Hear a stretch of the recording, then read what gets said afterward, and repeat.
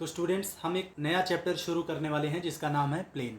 सबसे पहले हम ये समझ लेते हैं कि आखिर प्लेन होता क्या है, प्लेन को डिफाइन कैसे किया जाता है। पहले हम डेफिनेशन समझ लेते हैं, उसके बाद हम धीरे धीरे एक एक करके अपनी चर्चा को आगे बढ़ाते जाएंगे।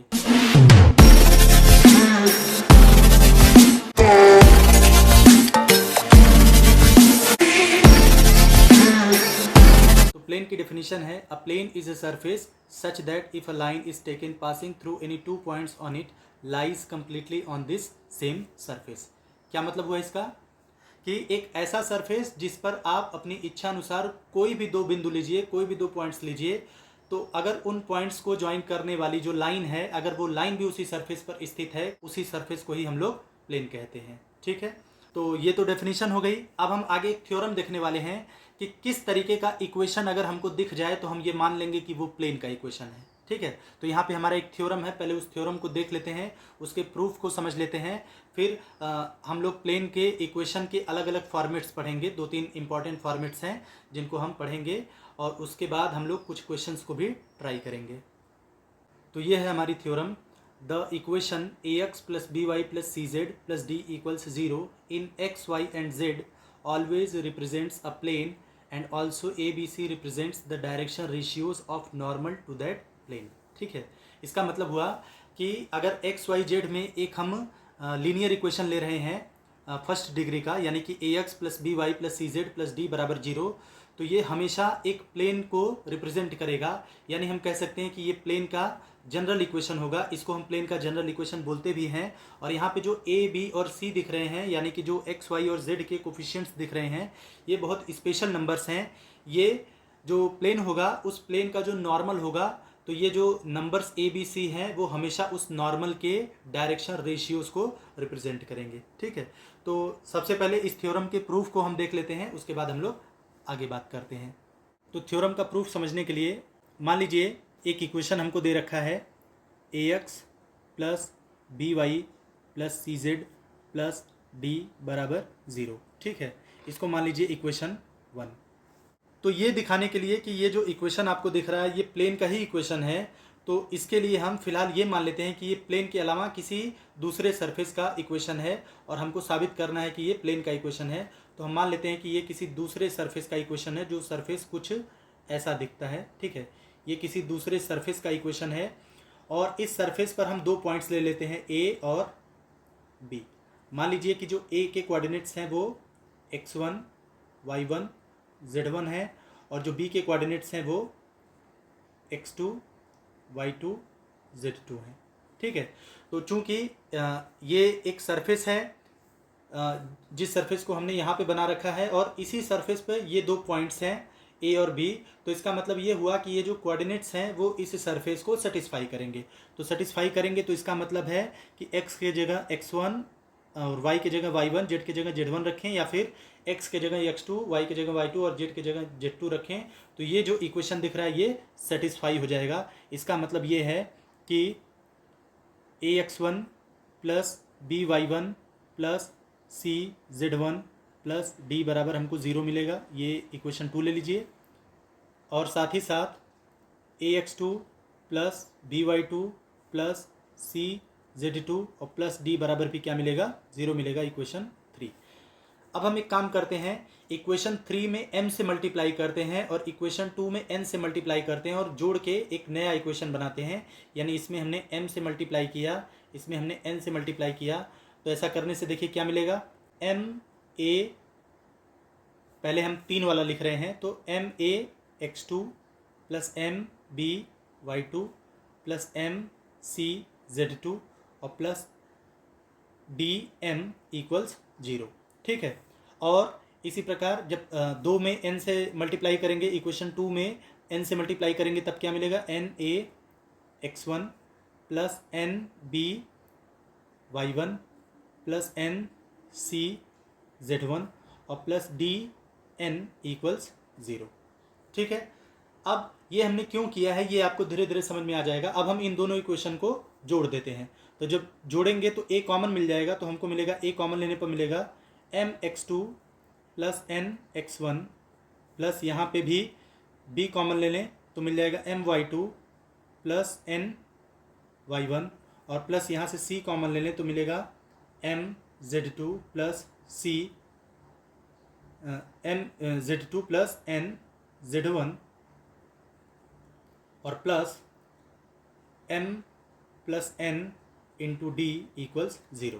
अब हम m प्लस n से दोनों साइड्स में डिवाइड करने जा रहे हैं, तो ये हमको मिलेगा a into m x two plus n x one upon m plus n plus b into m y two plus n y one upon m plus n plus c into m z2 plus n z1 upon m plus n और plus d equals 0। ठीक है, इसको मान लीजिए equation, इसको कुछ देर के लिए हम मान ले रहे हैं इक्वेशन 4। ठीक है, अब इक्वेशन 4 की बात करते हैं। तो क्या आपको इक्वेशन 1 और इक्वेशन 4 को देख के ऐसा नहीं लग रहा है कि अगर इक्वेशन 1 में ही x की जगह पे अगर ये वैल्यू रख दें, y की जगह पे ये वैल्यू रख दें और z की जगह पे ये वैल्यू रख दें, तो क्या ऐसा नहीं लग रहा है कि इक्वेशन 1 ही इक्वेशन 4 हो जाएगा? और ये तो पहली बात हो गई। और दूसरी बात ये है क्या, जैसे mx2 plus nx1 upon m plus n, my2 plus ny1 upon m plus n और mz2 plus nz1 upon m plus n, ये है क्या? ये उस पॉइंट के कोऑर्डिनेट्स हैं जो दिए गए दो पॉइंट्स यानी कि x1 y1 z1 और x2 y2 z2 को जो मिलाने वाली जो लाइन है उनको इंटरनली डिवाइड करता है, वो भी किस रेशियो में, m/n में। तो जैसे यहाँ पे हमने दो पॉइंट्स बना रखे हैं a और b जिनके कोऑर्डिनेट्स x1 y1 z1 और x2 y2 z2 हैं, तो इसका मतलब है कि अगर इन दोनों को मिला दें, ठीक है, इन दोनों को मिला दें तो इस लाइन पर अगर ऐसा कोई पॉइंट p स्थित है जो इनको m/n के रेशियो में डिवाइड कर रहा है, यानी pa अपॉन pb बराबर m अपॉन n है, तो ये जो mx2 plus nx1 upon m plus n, my2 plus ny1 upon m plus n और mz2 plus nz1 upon m plus n जो हैं, तो ये इसी पॉइंट p के कोऑर्डिनेट्स होंगे, इसी पॉइंट p के कोऑर्डिनेट्स होंगे। अब जरा ध्यान दीजिएगा कि अगर हम m और n को बदलते जाएं तो p की लोकेशन बदलती जाएगी। ठीक है, तो जब p की लोकेशन बदलती जाएगी तो इसका मतलब ये है कि किसी एक m और n के मान के लिए p यहाँ पे आएगा, किसी और के लिए p यहाँ पे आएगा, कोई m और n का मान ऐसा होगा जिसके लिए p यहाँ मिलेगा, कोई m और n का ऐसा मान होगा जिसके लिए p यहाँ मिलेगा। तो इसका मतलब ये है कि m और n को बदलने पर हम a और b के बीच में जितने भी पॉइंट्स पॉसिबल हैं वो सारे के सारे पॉइंट्स यहाँ पे प्राप्त कर लेंगे। और यहाँ से पता चल रहा है कि ऐसा कोई भी पॉइंट आएगा उसका जो कोऑर्डिनेट होगा इस सरफेस के इक्वेशन को क्या करेगा, सेटिस्फाई करेगा।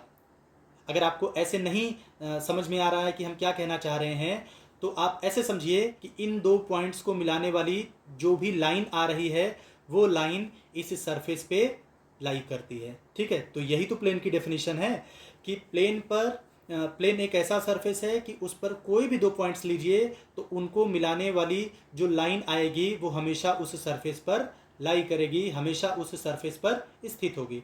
ठीक है, तो चूंकि प्लेन का इक्वेशन ऐसा था, जब हमने इस पे दो पॉइंट्स लिए और उसमें m और n से मल्टीप्लाई करके जोड़ के इस तरीके से जब ये रिजल्ट लाया, तो ये रिजल्ट ये साफ साफ बता रहा है कि m और n का चाहे जो भी मान हो, आप पाएंगे कि ये जो कोऑर्डिनेट्स हैं mx2 plus nx1 upon m plus n, my2 plus ny1 upon m plus n और mz2 plus nz1 upon m plus n, तो ये m और n के किसी भी मान के लिए इस इक्वेशन को हमेशा सेटिस्फाई करेंगे।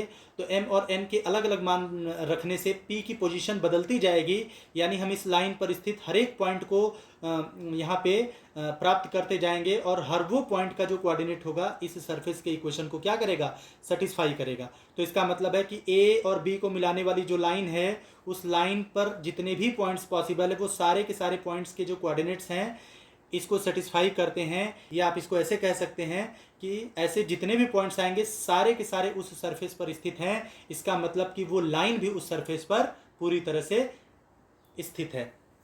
तो इससे ये साबित होता है कि ये जो इक्वेशन है ax plus b y plus c z plus d बराबर 0, ये ऐसे सरफेस का इक्वेशन मिल रहा है जिस पर चाहे जो भी दो पॉइंट लीजिए तो आप पा रहे हैं कि उन दो पॉइंट को इंटरनली डिवाइड करने वाला, चाहे जो भी पॉइंट आ रहा है, चाहे जिस भी रेशियो में डिवाइड करने वाला आ रहा है, वो हमेशा इस इक्वेशन को सेटिस्फाई कर रहा है। या इसको दूसरे शब्दों में कहिए कि ये एक ऐसा सरफेस है जिस पर चाहे जो भी दो पॉइंट्स हम ले रहे हैं तो उनको मिलाने वाला जो सेगमेंट है, उनको मिलाने वाली जो लाइन है, वो लाइन हमेशा इस सरफेस पर लाई कर रही है, हमेशा इस सरफेस पर स्थित है। इसलिए ये जो सरफेस है वो कोई और नहीं बल्कि प्लेन हो गया, क्योंकि प्लेन की यही डेफिनेशन है कि एक ऐसा सरफेस जिस पर किसी भी दो पॉइंट्स को आप लीजिए तो उस दो पॉइंट्स को मिलाने वाला जो सेगमेंट होगा, जो लाइन होगी, वो हमेशा उस सरफेस पे लाई करेगी। और ये बात इस इक्वेशन 4 से सेटिस्फाई हो रही है, इस इक्वेशन 4 से सही साबित हो रही है। इसलिए हम कह सकते हैं कि ये जो ax plus b y plus c z plus d बराबर 0 का जो इक्वेशन है, इस टाइप का जो इक्वेशन है, ये हमेशा एक प्लेन को रिप्रेजेंट करेगा। अब बात करते हैं जो हमारा दूसरा यहाँ पे थ्योरम का पार्ट है। दूसरा पार्ट ये है कि यहाँ पे जो ए बी सी दिख रहे हैं, यहाँ पे जो ए बी और सी दिख रहे हैं, वो इस प्लेन का जो नॉर्मल होगा उस नॉर्मल की डायरेक्शन रेशियोज को रिप्रेजेंट कर रहे हैं। तो इस बात को भी हम समझ लेते हैं।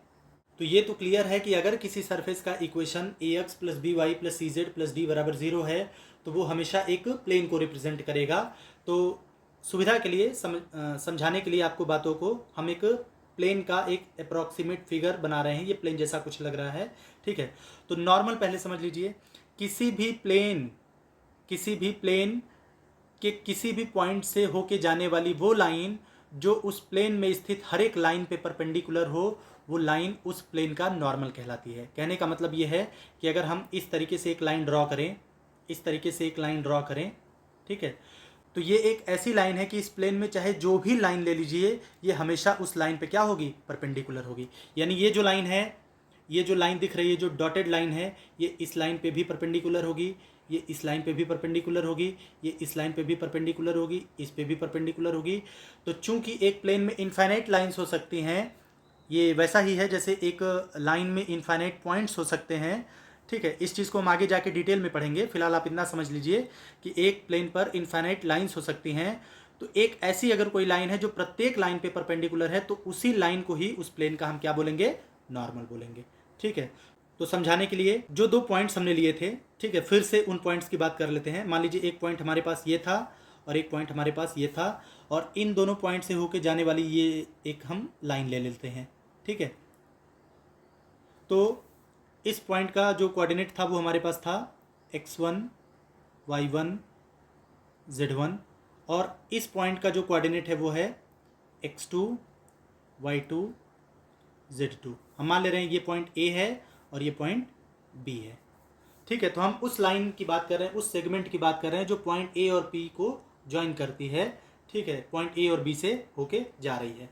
तो अगर हम किसी तरीके से ये प्रूव कर लें कि ये जो लाइन है, ये लाइन इस लाइन के परपेंडिकुलर है, तो इसका मतलब हम ये प्रूव कर लेंगे कि ये जो लाइन है वो इस प्लेन के लिए क्या है, नॉर्मल है, ठीक है। ऐसा क्यों? क्योंकि एक प्लेन में स्थित जितनी भी लाइंस होती हैं वो सारी की सारी लाइन नॉर्मल के परपेंडिकुलर होती हैं। तो कोई एक लाइन भी अगर इस लाइन के परपेंडिकुलर हो जा रही है तो इसका मतलब ये जो डॉटेड लाइन है वो हमारी नॉर्मल साबित हो जाएगी। तो अगर हम डायरेक्शन रेशियोज की बात करें, direction ratios of line joining points A and B, अगर हम उस लाइन की बात करें जो पॉइंट्स A और B को ज्वाइन करने पर बन रही है, तो इस लाइन के जो डायरेक्शन रेशियोज होंगे, हमने पीछे ये फार्मूला पढ़ रखा है, वो क्या हो जाएंगे, x2 minus x1 y2 minus y1 और z2 माइनस z1, ठीक है। तो ये उस लाइन के डायरेक्शन रेशियोज हैं जो पॉइंट A और B से होके जाती है। जो यहाँ पे हमने लाइन बना रखी है AB लाइन जो है, ये उस AB लाइन के क्या है, डायरेक्शन रेशियोज हैं, ठीक है। अब प्लेन का इक्वेशन तो ax plus b y plus c z plus d बराबर 0 है, और ये दोनों पॉइंट्स उस प्लेन पर ही लाई करते हैं, मतलब ये कोऑर्डिनेट्स इसको क्या करेंगे, सेटिस्फाई करेंगे। यानी ax1 plus by1 plus cz1 plus d बराबर भी 0 होगा, और साथ ही साथ ax2 plus by2 plus cz2 और प्लस d बराबर भी क्या होगा, 0 होगा। अब हम एक काम करते हैं, इस दूसरे वाले इक्वेशन में से पहले वाले इक्वेशन को घटा दे रहे हैं, ठीक है। तो घटाने से क्या होगा, a कॉमन हो जाएगा, यहाँ मिलेगा x2 माइनस x1 प्लस यहाँ b कॉमन होगा, यहाँ मिलेगा y2 माइनस y1, और प्लस यहाँ c कॉमन होगा और यहाँ मिलेगा z2 माइनस z1 बराबर 0। तो अब जरा ध्यान दीजिएगा, x2 minus x1, y2 minus y1 और z2 माइनस z1 जो हैं वो इस लाइन के डायरेक्शन रेशियोज हैं जो पॉइंट ए और बी से होके जा रही है। ठीक है, तो अगर इस रिलेशन को हम ध्यान से देखें तो ये भी डायरेक्शन रेशियोज हैं, x2 minus x1, y2 minus y1, z2 minus z1, ये डायरेक्शन रेशियोज हैं। तो इनके साथ जो ए बी सी हैं ये भी अगर डायरेक्शन रेशियो मान लें तो ये रिलेशन हमको कुछ ऐसा दिख रहा है, a1 a2 plus b1 b2 और प्लस c1 c2 बराबर 0। तो ये जो रिलेशन है ये तो इस बात का प्रमाण है कि अगर दो लाइन्स हैं हमारे पास जिनके डायरेक्शन रेशियोज a1 b1 और c1 हैं और a2 b2 c2 हैं, तो अगर a1 a2 plus b1 b2 plus c1 c2 बराबर 0 हो जा रहा है तो वो लाइन्स क्या होंगी, एक दूसरे के परपेंडिकुलर होंगी। अगर ये 0 है तो वो परपेंडिकुलर होंगी, अगर वो परपेंडिकुलर हैं तो ये 0 होगा। तो x2 minus x1, y2 minus y1 और z2 माइनस z1 तो उस लाइन के डायरेक्शन रेशियोज हैं जो प्लेन में लाई करती है। ये तो कोई भी लाइन हो सकती है। इसका मतलब ये है कि ये जो ए बी सी हैं ये उस लाइन के डायरेक्शन रेशियोज हैं जो इस ए बी लाइन के क्या है, परपेंडिकुलर है। तो इसका मतलब ये है ये जो लाइन है जिसके डायरेक्शन रेशियोज ए बी और सी है ये प्लेन पर स्थित किसी भी, चूंकि पॉइंट्स तो कोऑर्डिनेट्स पे डिपेंड करते हैं, आप अभी अगर ए और बी के कोऑर्डिनेट्स बदल दे तो आपको कोई दूसरी लाइन मिल जाएगी, फिर से बदल दे तो कोई तीसरी लाइन मिल जाएगी, कोई चौथी लाइन मिल जाएगी। तो पॉइंट्स पे डिपेंड करता है कि आप किस लाइन की बात कर रहे हैं।